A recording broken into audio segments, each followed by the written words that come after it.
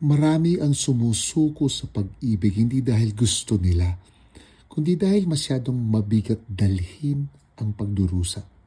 Halimbawa, iiwan mo ang asawang abusado, hindi dahil sa hindi mo na siya mahal, kundi dahil hindi mo na kayang tiisin ang paghihirap.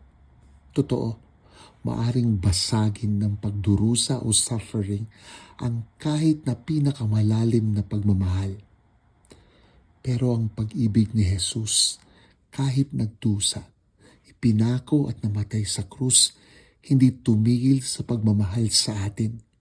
Itinuro ng buhay ni Jesus na ang tunay na pag-ibig ay nananatiling matatag kahit sa pinakamahirap na sandali. Dito sa Colombia, nakilala ko ang kwento ng isang matapang na babae na nagngangalang Johnny Silva. Nakatira sa kagubatan ng Amazon. Ipinagtanggol niya ang kalikasan at ang kanyang komunidad.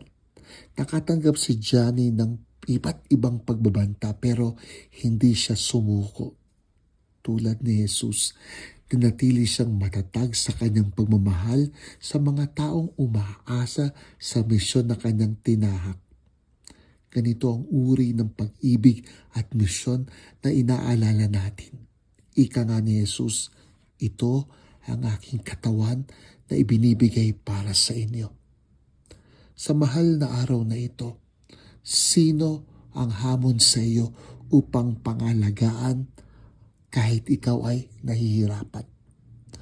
Maging bahagi ng Conversations with Father Jerome SVT, pakishare at follow. Tandaan, lakasan mo ang iyong loob.